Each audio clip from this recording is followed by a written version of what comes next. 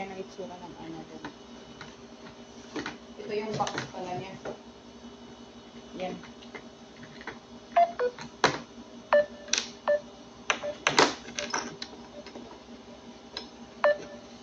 Tapos ito na yung ano niya.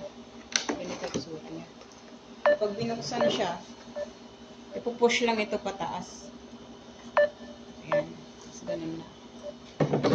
Tapos slide ng konti. Pataas din. Yun. Tapos ganito na siya.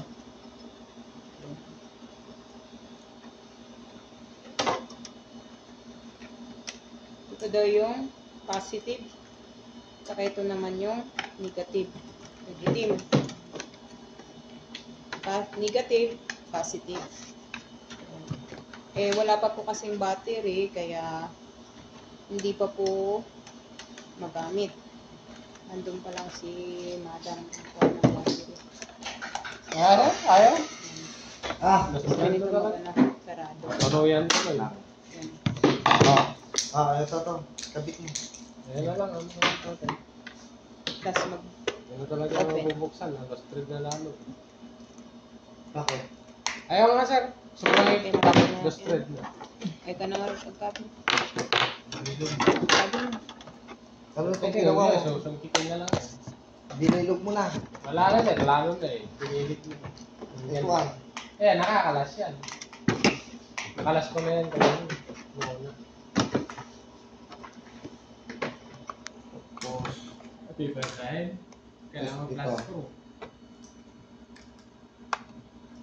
ipalitan mo ng flat. Yung flat, kailangan flat. Kaso yung flat. Na-flat na rin.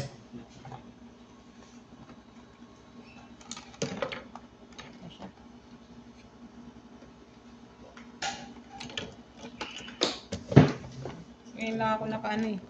Nakahawak ng ganyan. Mostly kasi nakahawakan ko ganito. Tama ba yan? Yung pagkalagay? Positive, negative. Screw, positive, negative pa rin. Yung screw may positive, negative pa. Wala. Meron, yung ilaw. Ay, yung ano, yung... Dito, may positive, negative pa Mayroon. to. Ito. Oh, Yung screw. yung screw. Sabi ko siya. Wala. Positive, negative ba yung screw?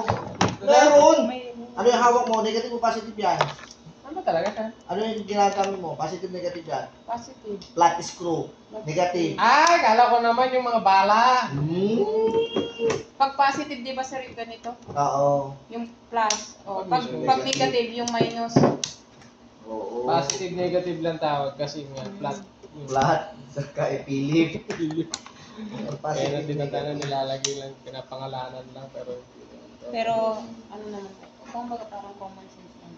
pero yung meron screw na ginagamit na may positive, negative, yung ilaw ay. Flat lang yun. Iba naman yun. Yung pwede. Gumagana na. Ayan. Ayan, oh. Ano lang, ayaw na.